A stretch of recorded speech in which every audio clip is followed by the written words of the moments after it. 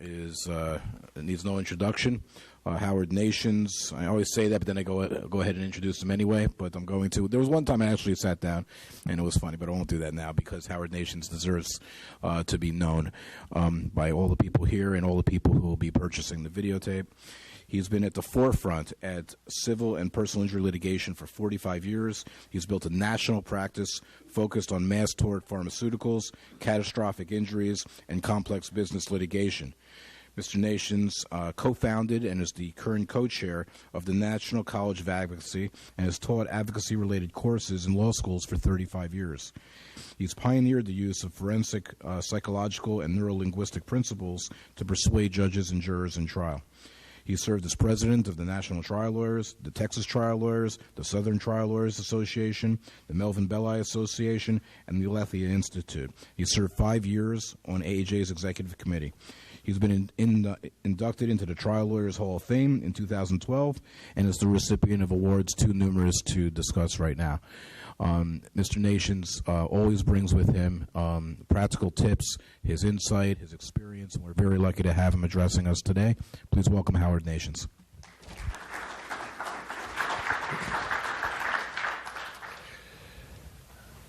Good morning. Decision making, something we're very involved in. I've always been a strong believer in cross-training. We learn law, we practice law, but there are great influences on decision-making by jurors.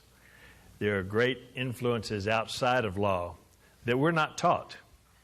We have to self-teach, or we have to have programs like this where we can learn from each other. But I've always been a strong believer in cross-training in the other disciplines other than law. When storytelling became the thing, I went out to Barnes & Noble and I bought literally 12 books.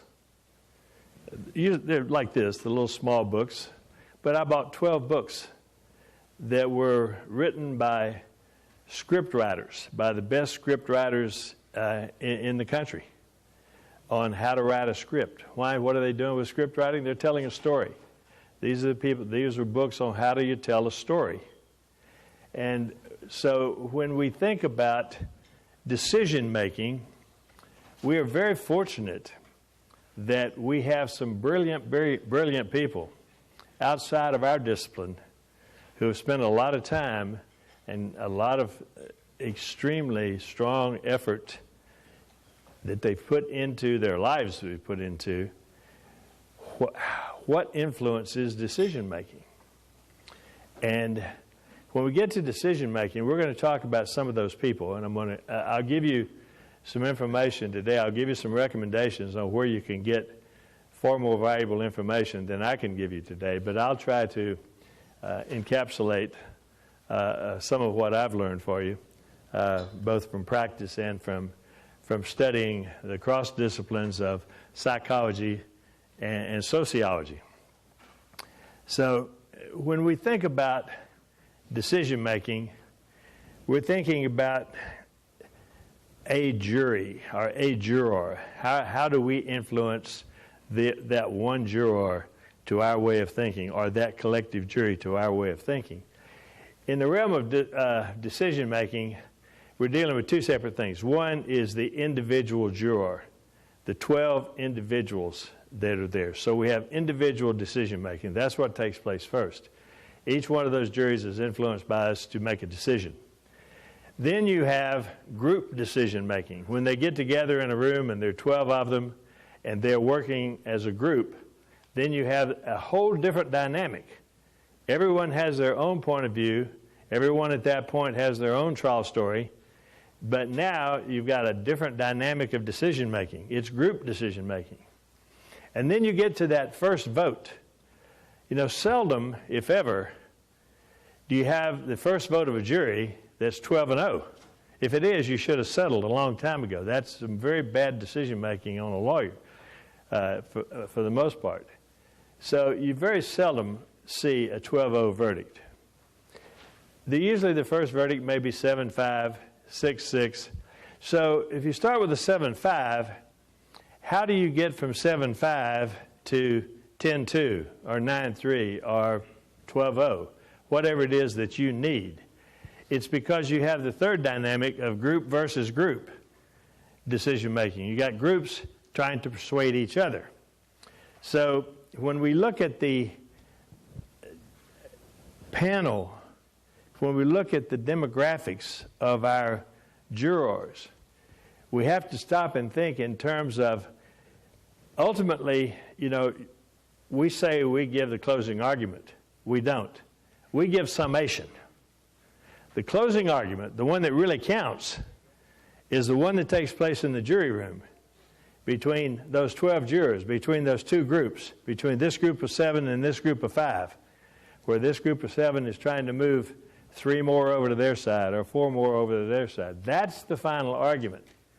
So it's extremely important that we identify the leaders, because within any group of jurors, you're going to have leaders. You're going to have followers who are, okay, whatever, let's move on out of here.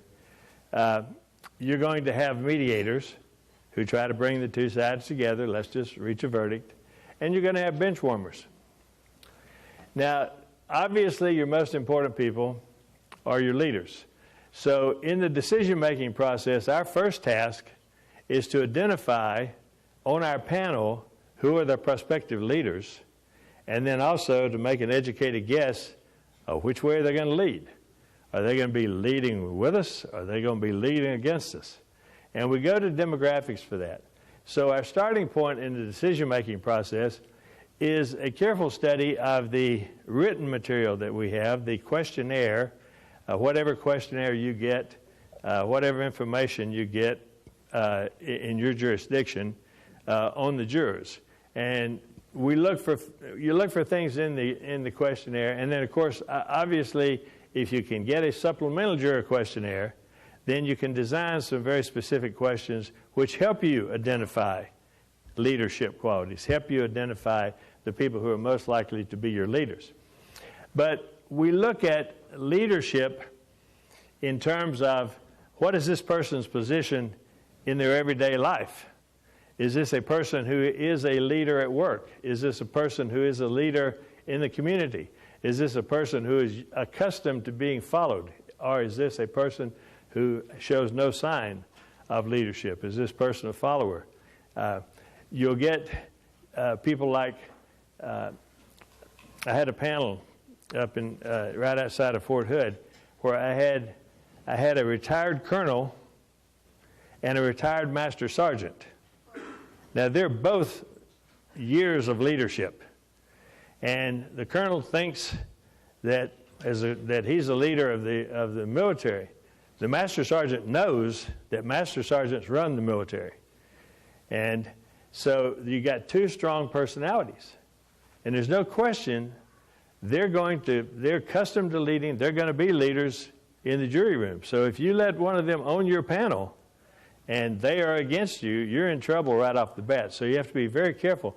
So when you look at all the demographics that we have from the questionnaire and try to determine leadership qualities and then which way they're going to lean, and then you have to ask, then that's where the leanings is where your supplemental juror questionnaire really comes in handy. If you're looking at strong leader, you want to know what the answer to the supplemental juror questionnaire is so that you can get some idea as to whether they're going to be with you or whether they're going to be against you. But then you get into specific areas. Somebody may be a leader, they've been a strong leader their entire career, but they're not a leader in this specific area. You may have the person who was a master sergeant in the military, but it may be a hospital negligence case, and you have another person who is a retired nurse or who is a nurse.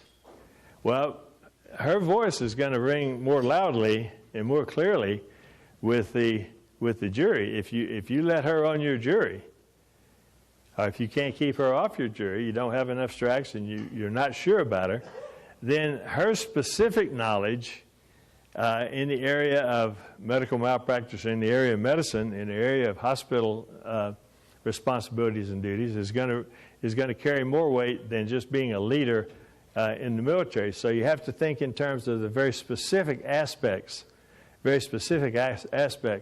of leadership when you're trying to decide on things of this nature. Now, in addition to looking at the demographics that we have, obviously we have to read. This is where the nonverbal communications really come in very strongly. The ability to read the nonverbal communication of your jury panel and to see how they respond to you. How do they respond to your opponent? Do you have someone who's anxious to, their hands the first to go up when you ask questions? They're anxious to speak. When they speak, do they speak with authority? When they speak, do they speak in such a way that they're likely to have people follow them when they're speaking as a panel member? Then it's a good idea at this point to have someone else. This is where you really need somebody else at the table. Because when we're doing voir dire examination, we got so many things going on in our mind that it's not just when I'm talking to prospective juror Malone and I'm paying a lot of attention to Mr. Malone and I'm questioning Mr. Malone and he and I are having an interchange. There are other people on the panel that might be having reactions to what I'm saying, but that I don't see. And Tommy may give an answer that's pretty stinging, and I want to know how the other 12 people responded to it. So that's why you need to have someone, ideally, you have someone who is highly skilled and highly trained at your side who is telling you, hey, this person over here reacted very adversely to you when you were questioning Mr. Malone. So you need somebody to observe. 35 years ago, you can have a paralegal, you can have an associate, you can have ideally you'd have a psychologist or a jury consultant by your side. 35 years ago, I had a young psychologist who had an interest in being a lawyer. And I said, well, come pick a jury with me. So we went over to pick a jury, and she gave me feedback on this one person. We came down to two people. We used our strikes. We got one left. We got two people. And I had this one woman I wanted to strike. And she told me, she said, no, I don't agree with you. I think she likes you. She likes your client. I think you're better off to leave her on the panel. I wasn't so sure. I didn't think that she responded well to me. She said, no, I have to disagree with you. So I deferred to her, and I kept the woman on my panel. Obviously, I won the case, or I wouldn't be talking about it.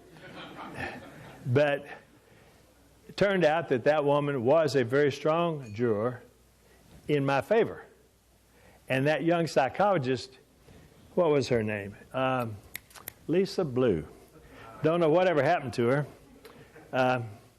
But having someone like that by your side is just extremely important to help you look for these leadership qualities and help you look for these nonverbal responses to you. Now, the other thing you can do is you watch the group dynamics. Watch the jurors during the break.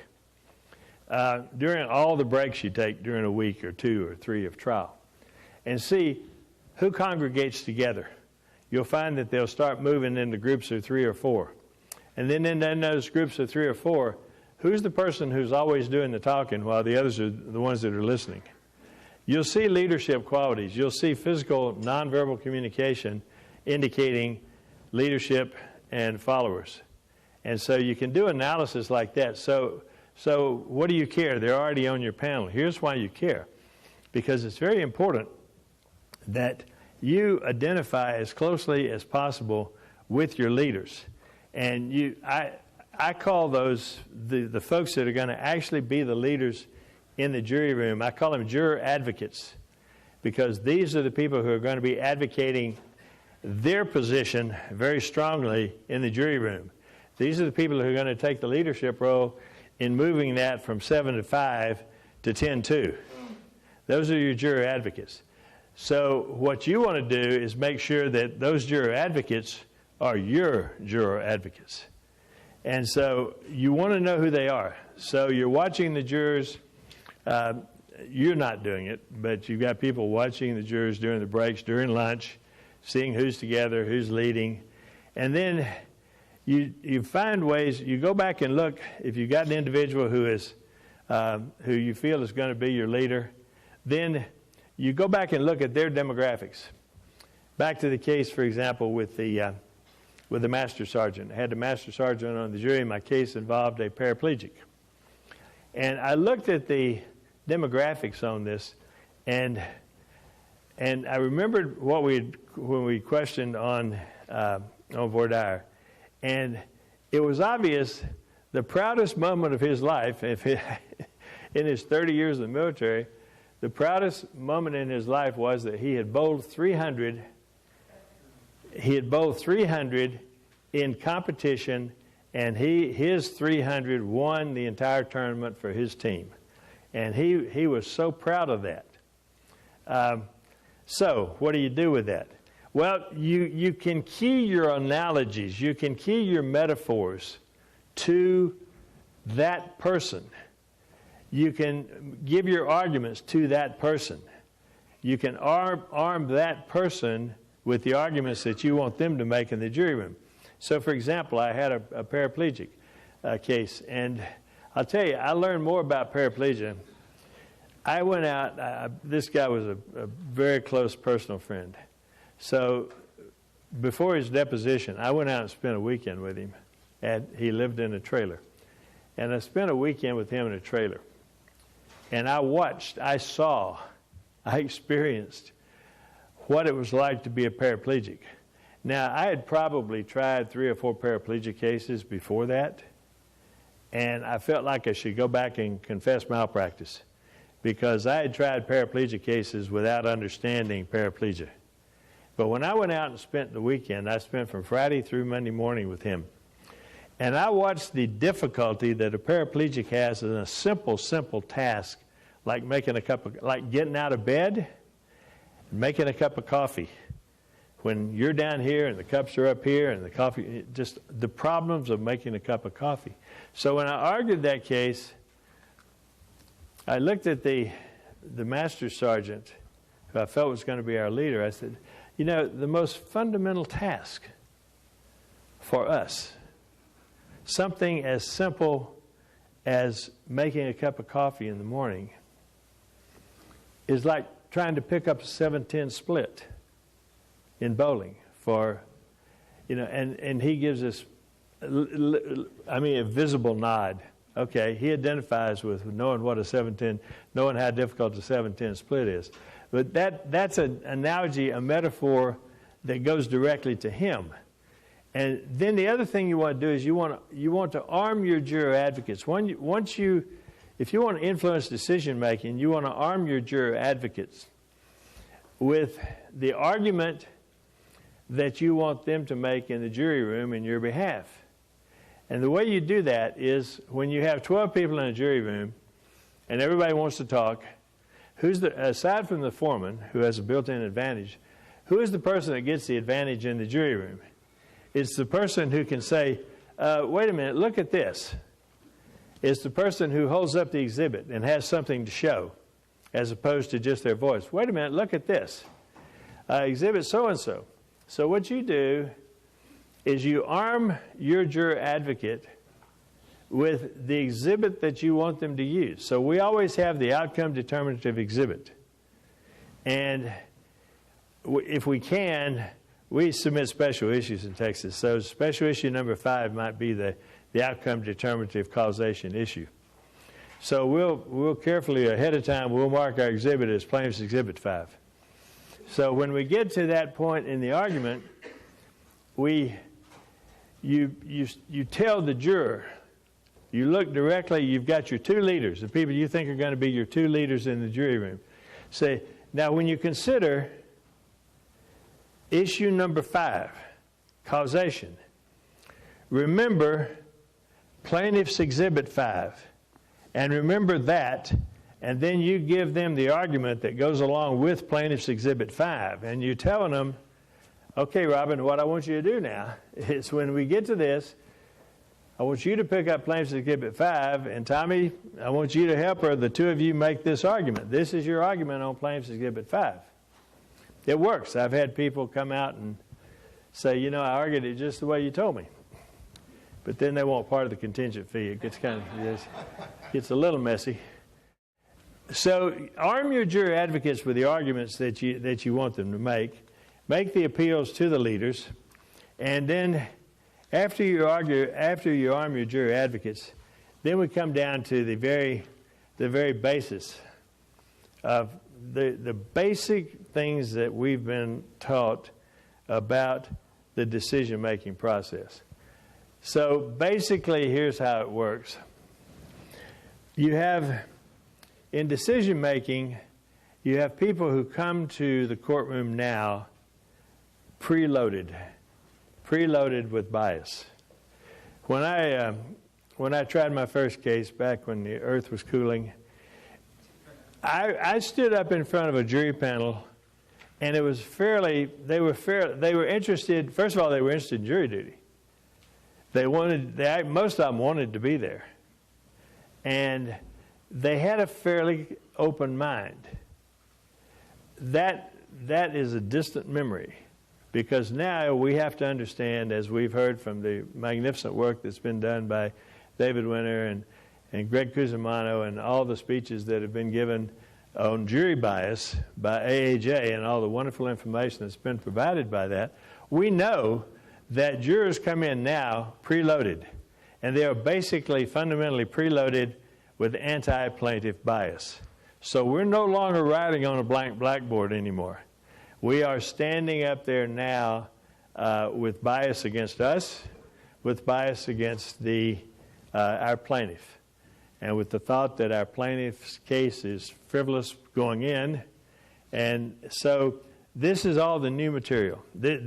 Your job now is to present new data and new impressions that overcome that bias, that help to meet and at least neutralize the bias that you're facing when you first stand up. So the first step is they have the preload, and the first step in the decision-making process is acquisition. They acquire new information. And the acquisition of new information does not begin when you stand up to do voir dire examination. The acquisition of new information begins when they look through that little glass in a courtroom door and they see people walking around inside, and then they walk in, the sheriff takes them in, they see them, and they're immediately gathering information. They're forming impressions right off the bat. Your jurors are forming impressions about you as they walk into the courtroom for the first time. The great lawyer, Percy Foreman, I went to court with Percy one time, and he said, I want you to watch something. Just sit back, relax, and watch this. He said, I want you to look at me and see what I'm doing when the jury enters the jury room for the first time. And then I want you to look at the prosecutor.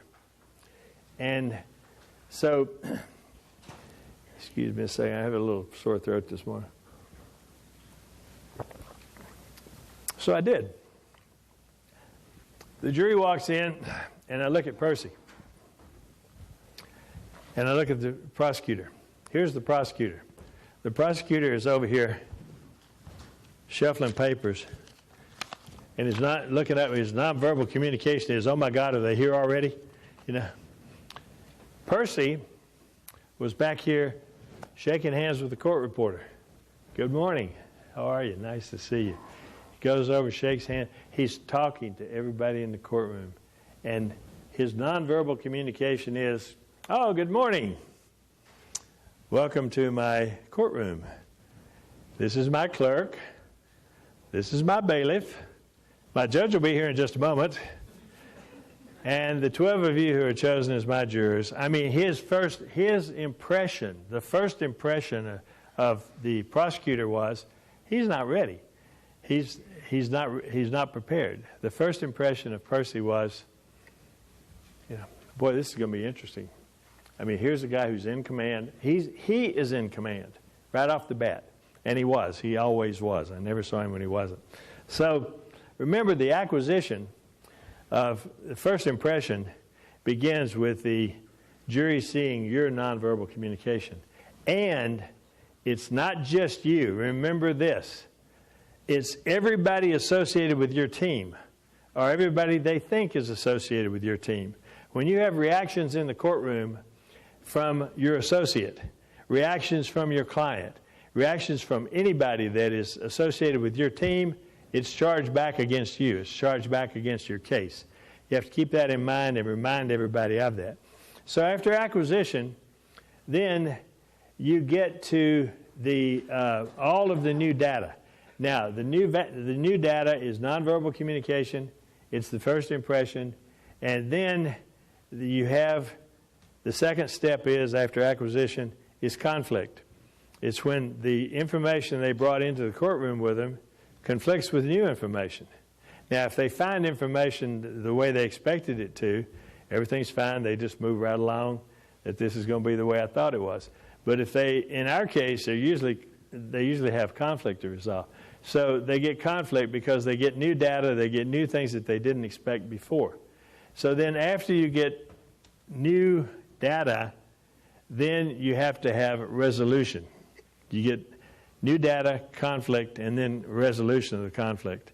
And then the resolution of the conflict is where they are listening and they're assimilating and they're taking in all the things that you're telling them and all the nonverbals that they're seeing, and they're starting to, it's all a big mix at this point.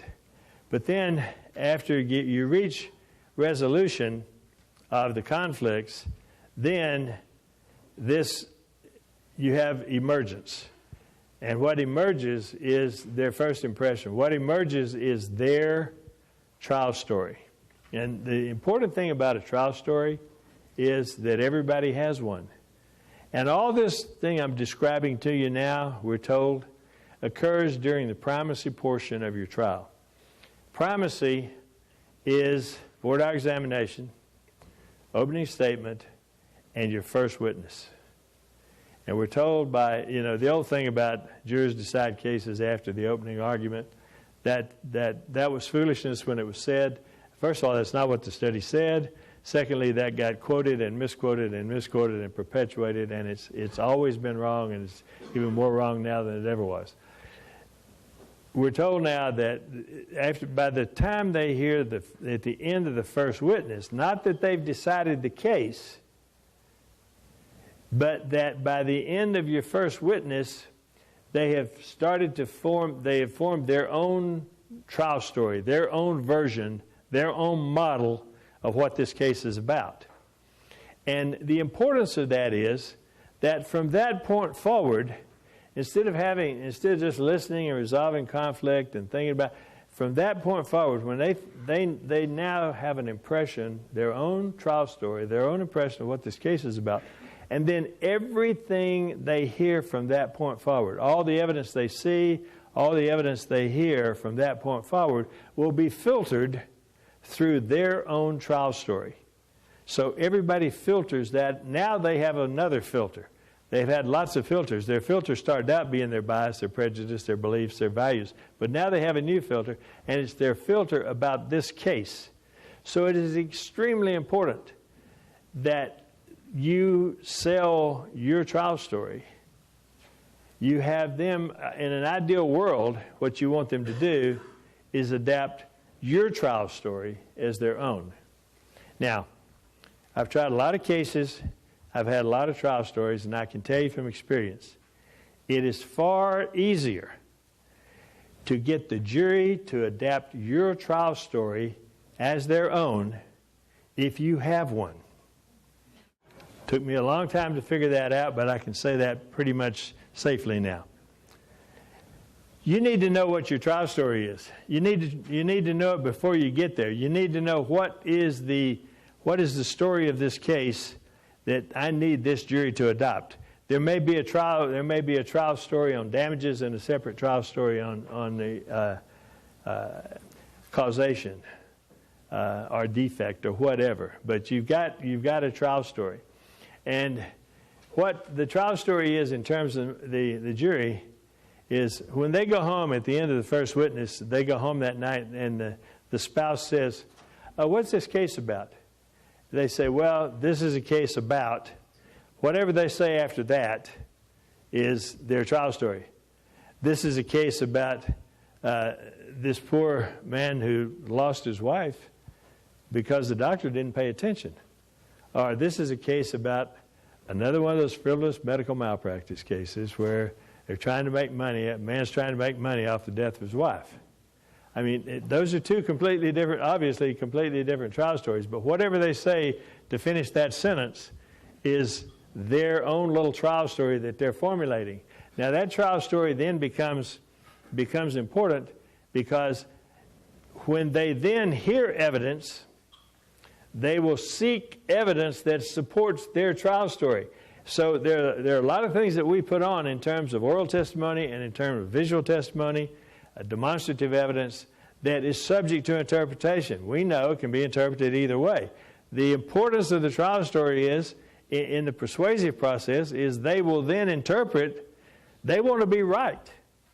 They always want to be, they want to be right. They think they've got this case figured out. So then they will look for evidence and interpret evidence in such a way that it supports their trial story. Now, this is an advantage to us because we get to go first. Because we get the opportunity to handle their trial story and to help them formulate their trial story early in the game. So once you get to the voir dire examination, the first witness, and your opening statement of the first witness, then what you're thinking should be is, okay, at this point,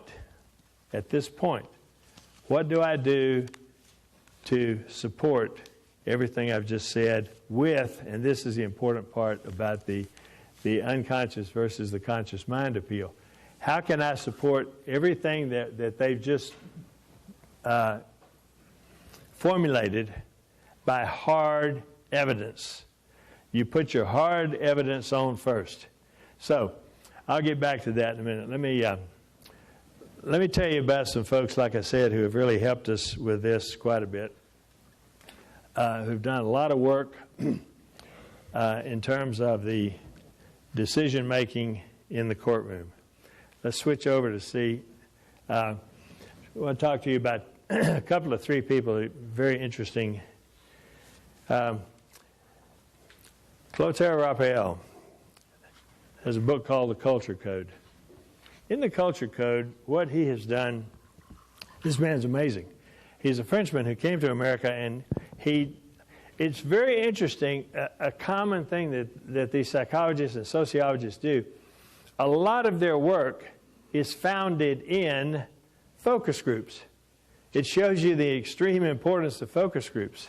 We do focus groups in every single case. I did a focus group last week in preparation for a deposition in January. We're going to do at least 2 more focus groups just to prepare for that deposition, because it's the deposition, it's a mass tort case, and it's the deposition of the most important single witness in the entire case. And so we will do at least 3 focus groups just to get ready for that deposition I'm going to take January 11th. But these people have used focus groups to delve into how Americans think, how jurors think. So when you think about the culture code,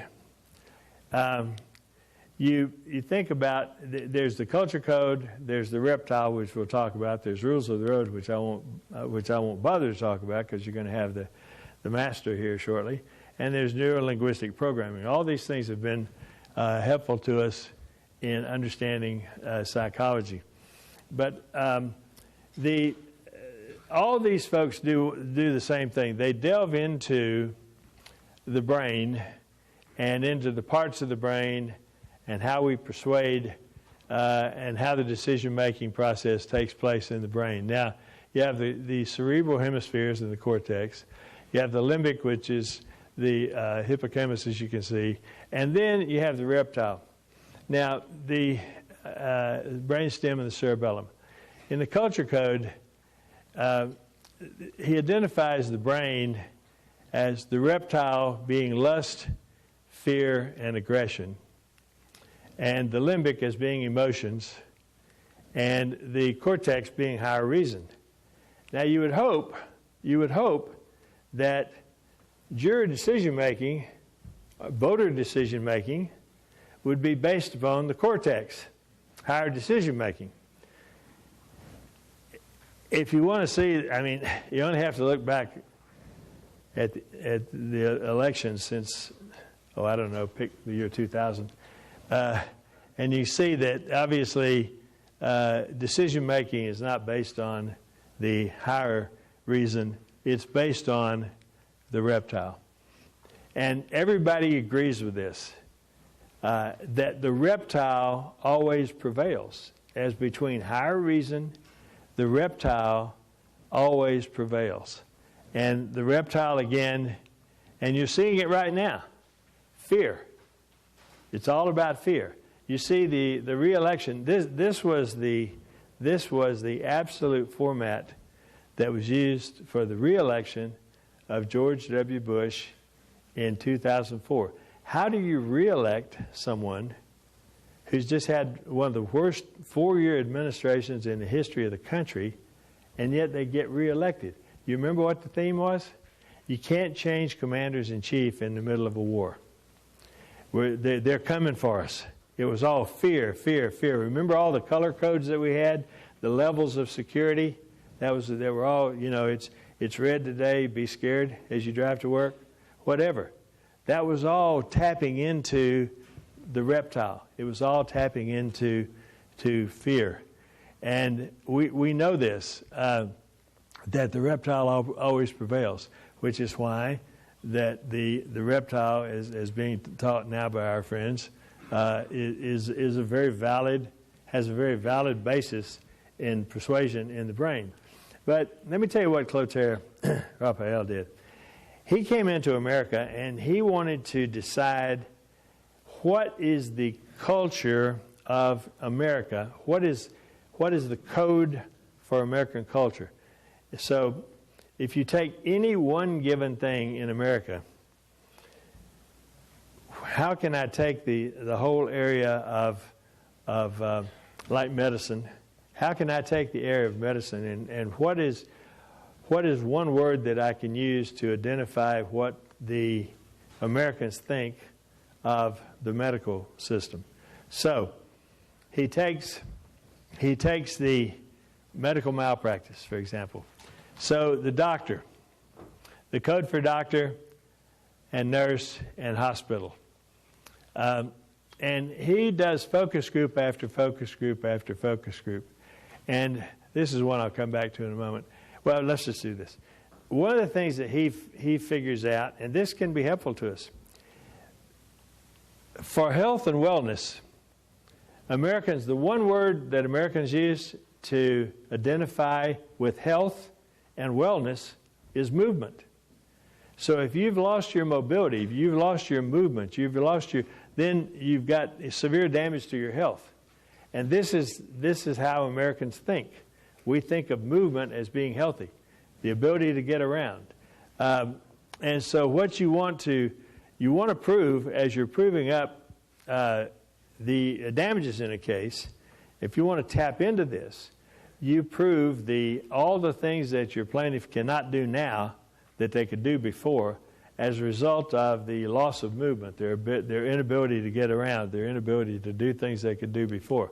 But let's look at what did he find with respect to doctors. Not surprisingly, he found that the doctor, the one word that describes in American culture, the one word that describes a doctor is hero. But you think that's something, you think hero's hard to deal with, try suing the nurse. The one word in the culture code of our culture that identifies nurse is mother. Sued your mother lately? But you got to love this one. You got to love this one. The one word that, the phrase that identifies hospital is processing plant. It's more like a meat packing plant. But they move you through if you've been in the hospital lately, it is. You're moved in here, you moved here, you move through here, you move through a system. But that's not a favorable impression. So if you're thinking now, so how do you sue a doctor if they're regarded as a hero? How do you sue a nurse if they're thought of as mother? Well, you have to sue on the basis that they are off code. The code, the culture code, the attitude of Americans about doctors is that they are heroes. So you set the standard, it's okay, set the standard that this is what this is what the hero doctor would do. This doctor, however, is off code. He's not, it doesn't mean that every doctor is viewed as a hero. It means that this doctor, in this particular case, is off code. But then when you're suing the processing plant, it gets a lot easier. You may recall, most of you that know me know that I had the case of the young lady, Jessica Santillan, who was, she got the wrong heart and lung transplant. They gave her the wrong blood type in the heart and lung transplant at Duke Medical Center. So I had to try that case. I was getting ready to try that case. And what I saw was immediately this doctor really was a hero. The doctor is superior. The doctor actually loved this child. He'd had a relationship with her for over a year while they're waiting to try to get her a heart. This doctor felt real remorse. And they put him forward as a hero. And focus groups loved him. And it had a lot of publicity nationally. And so what I did in this case is they're thinking I'm coming after him. So what I did was I sued instead. I didn't sue him. When I drafted my complaint, I sued. I found 18 different instances where any one person could have stopped and said, wait a minute, these blood types are different. This doesn't work. 18 instances.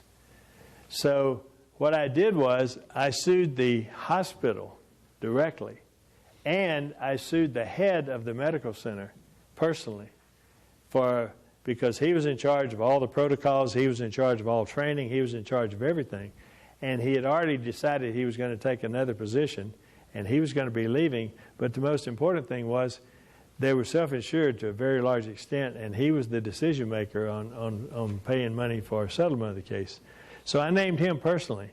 So I sued the hospital and him personally. And the defense lawyer called me, and he said, I saw your complaint, and I sent it on over to the general counsel, and they said, this guy's stupid. He didn't even sue the doctor. And he said, I told him maybe they might want to rethink that because this had been wide publicity, and sure enough, this guy had 4 months left on his term as the head, and he decided he wanted to dispose of that, clean up his own mess before he left the hospital, and so they settled the case. But they were all set to march forward with the hero. So you can use this type of thing. Now, I suggest that it's an easy read. I suggest that you might want to take a look at the culture code. There are lots of other things in there that can help us. The next thing you're going to hear, I'm not going to talk about rules of the road, obviously, because we've got the guy who created the whole thing speaking later, and he does a brilliant job. But let me just mention this one part of the rules of the road, which is when it comes to decision-making and influencing jurors, millennials and Gen X are very, very susceptible to rules of the road. In my generation, we thought rules were for the control of the masses. We had no rules. We broke every rule there was. The Generation X and the millennials, everything they do, they organize them in the nursery when they're born. I mean, everything they do, every game they play, everything they do is done in leagues. It's done under rules. It's done under management. They don't create their own. They don't create their own fun anymore. All their fun is organized. So they are the most susceptible. They're born and bred with rules, and they're the most susceptible to rules. So you're going to have a great talk on this later, but just remember when you hear it that it applies very heavily to the Gen X and the millennials.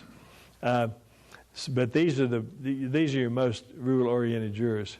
Now, talk about for a minute, there's another thing, the neuro-linguistic programming communications model, and that is that there are 2 million bits of information processed in the brain per second. Now think about this. The primary representational system, our brain parses out of 2 million bits of information. We parse out 143 bits per second. So how do you eliminate that? How do you go about that?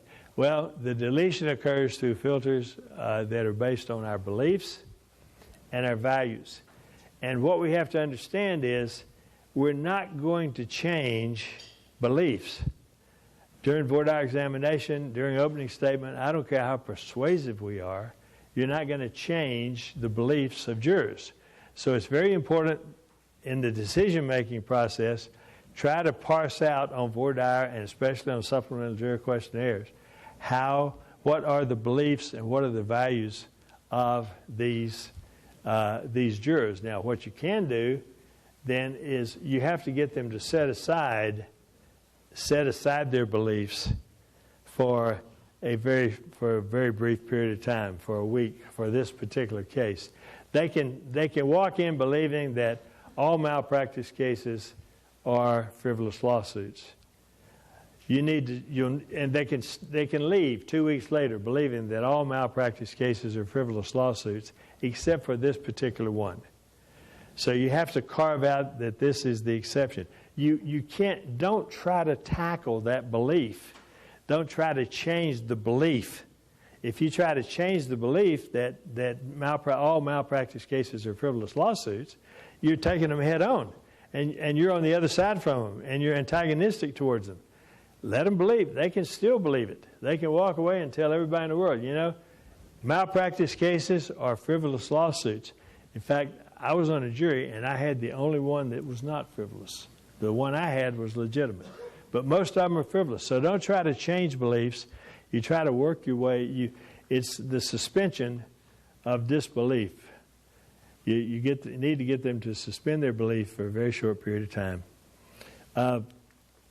NLP talks about the manipulation of energy in a way that creates measurable results. It's quantum energetics. And what it says essentially is this. What you focus on increases. And it's all about, this is about the availability bias. And availability is the most important single of the single biases or influences that you can have. One of the things I'll mention before we talk about that anymore is the person I think that's done the most for us, well, without any question, the person that's done the most for us in this area is Daniel Kahneman with his Thinking Fast and Slow. This book, if my Bible were as well-worn as this book is, I'd probably be a lot better off eventually. But I mean, I've been through this book so many times, but he has an entire chapter in here just on availability. But what he's done, this work received the Nobel Prize in economics. So how does a Nobel Prize in economics, what does that have to do with trial lawyers? It has everything to do with us. This has got every page is marked in this book, seriously. This is the one book I'd recommend that you delve into if you really want to know and understand what we're talking about here. How am I doing on time? 27, 45. Okay. So the NLP, what you focus on increases. We get to decide in our case in chief what they focus on. We have to choose carefully what they focus on, which is why we have to have a trial story. Now, my good friend Dave Winter likes to use this. If you've seen this before, just let everybody else have their chance at it. Let's look at this very, very quickly. All right. Mr. Jones was 47 years old, the father of 3, and successful banking executive. His wife has been ill at home for several months. On the day of the incident, Mr. Jones left his office at the regular time. He sometimes left early to take care of his home chores at his wife's request. But this was not necessary on that day. Mr. Jones did not drive home by his regular route. The day was exceptionally clear, and Mr. Jones told his friends at the office that he would drive along the shore to enjoy the view. The accident occurred at a major intersection. The light turned amber as Mr. Jones approached. Witnesses noted that he braked hard to stop at the crossing, although he easily could have gone through. His family recognized this as a common occurrence in Mr. Jones' driving. As he began to cross after the light changed, a light truck charged into the intersection at top speed and landed on Mr. Jones' car from the left. Mr. Jones was killed instantly. It was later ascertained that the truck was driven by a teenage boy who was under the influence of drugs.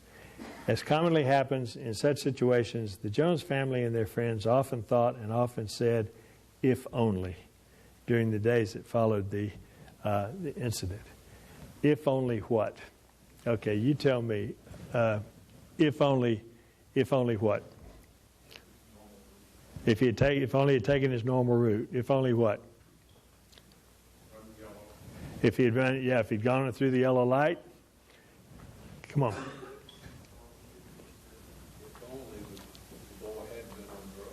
Yep. If only the boy hadn't been on drugs. What else? Okay. We do this. I need to move on with this, but what you get when you do this, and you can do this with focus groups, and you can get 15 minutes of if-onlys. And the if-onlys will always be, even among a group of lawyers, the if-onlys will always be, if only he had taken a different route, if only he had stopped, if he'd gone through the yellow light, if only. But the if-onlys will always involve, if only Mr. Jones had done something different. And then you'll eventually get to, if only the boy had changed, if only the boy had done something different. And that's because the way this is phrased, it talks all about all the things that you're telling the story of all the things Mr. Jones did. And so when they start thinking, well, what could have changed the outcome? They start thinking about, well, what could Mr. Jones have done differently that would have changed the outcome? That's not the way to tell the story. If you want to know what could have changed the outcome, you rewrite this whole thing and talk all about the teenage boy and his driving and his drugs. And that's how you tell the story. The story is told focusing on the actions of the young man, not the actions of Mr. Jones. So that's what I mean when we say we get to choose the focus. This is what's known as I call it the spotlight theory. But this is what Kahneman talks so much about. The jury will focus in deliberation where the spotlight was placed during trial. So what you focus on increases. Where your thought goes, your energy goes. So it's in other words, we take the thoughts, we take our own thoughts, and we extend our own thoughts. Jurors don't just sit there and listen to us and stack what we say one on top of the other. Once we give them a starting point, then their energy moves them in that direction. Now, for this reason, this is a very important point about the unconscious mind appeal. And I'll come back to this when we talk about unconscious mind.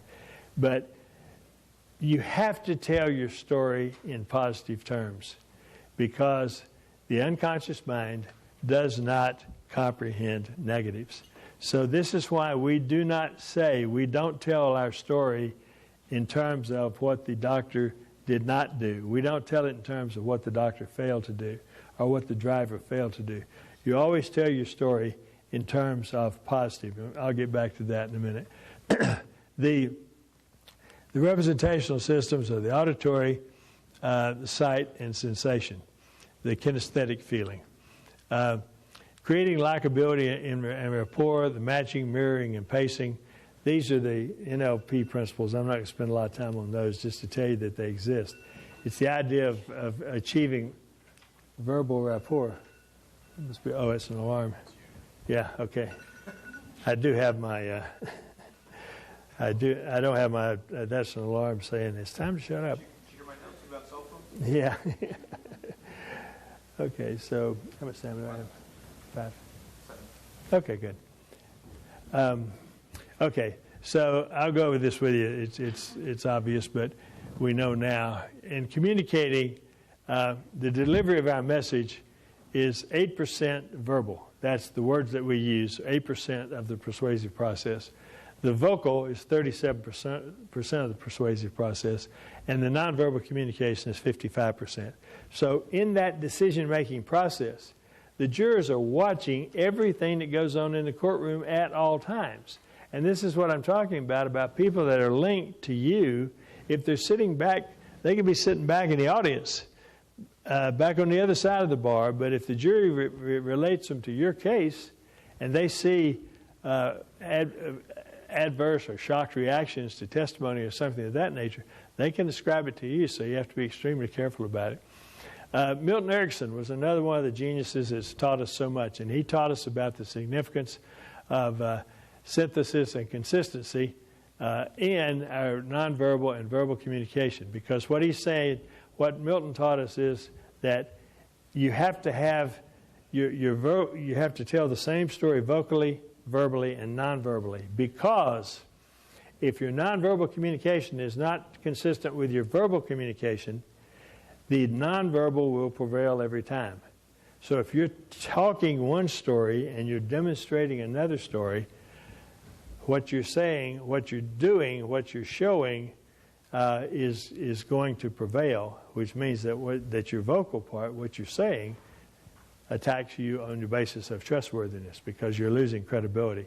So you have to achieve trustworthiness by keeping synthesis between your verbal, nonverbal, and vocal communication. Erickson teaches us about mirroring and matching, and I don't have time to tell you. Well, in communicating with George, it's a true story. Erickson he's brilliant. He was in Arizona. He's the leading psychologist and in the world, literally. And so they found a man running naked through the streets of in Arizona, and he just babbled incoherently. And this is a true story. And he so they took him to an asylum, and they could not communicate with him. And so they finally brought him to Erickson. And Erickson came in, and Erickson recorded the conversation and said, "Good morning, I'm Dr. Erickson," to which they gave him the name George. And so to which George responded with babble. So Dr. Erickson listened to the babble. He recorded it, and he went back in, and he did this every day with George, every day, and every day he'd go listen to the babble. So then Dr. Erickson would go in and say, "Good morning, I'm Dr. Erickson," and George would babble, and then Dr. Erickson would babble back to him in his own language. Until finally, one day, he said, "Good morning, I'm Dr. Erickson. Who are you?" And George said, "I'm George W." Anyway, I'm sorry. I can't let him go. I'm sorry. He's just too easy a target. God, what must you think of Texas? Seriously, we send you Bush, followed by Perry, followed by Ted Cruz. Seriously. Now you know why I'm admitted to practice in New York. Okay, so two things I want to point out to you very quickly. I've already told you about thinking fast and slow. The thinking fast is, I've been talking to you about it for years. The thinking fast is the unconscious mind appeal. The thinking slow are the things that you have to process through your brain. And so nobody does it better. I mean, the Nobel Prize, are you kidding? This thing is brilliant. Now, we have some new work. The latest thing that just came out on December 1st came from another very dear friend of ours, of AAJ, Professor Lee Ross from Stanford University, who's been a friend of ours for forever. In fact, Lee has attended this conference in the past. There's nothing like standing up in front of an audience and where the guy who wrote the book and who did all the work and all the research and telling everybody what he meant when he said this. But Lee Ross has a new work, and Thomas Gilovich, who is also, he's a Cornell professor, but they have a new book called The Wisest One in the Room, and it's how you can benefit from social psychology's most powerful insights. So that's another book that I would look at very carefully. So a couple of minutes? Okay, all right. So what this boils down to is cross-training is important. Keeping up with what's going on in the fields of psychology and sociology is very important. And there are basically two ways to do that. You can delve into this sort of thing yourself. And I do it because I'm fascinated with the brain. I've always been fascinated with the brain and how the brain functions and so forth. Or you can come to AAJ programs and hear speeches about this and hear people like our next speaker tell us why this is so important to us, and to delve through all this stuff and come out with the nuggets which really are most useful to us. So I hope I've said something today that will be useful to you in helping your clients. Thank you very much.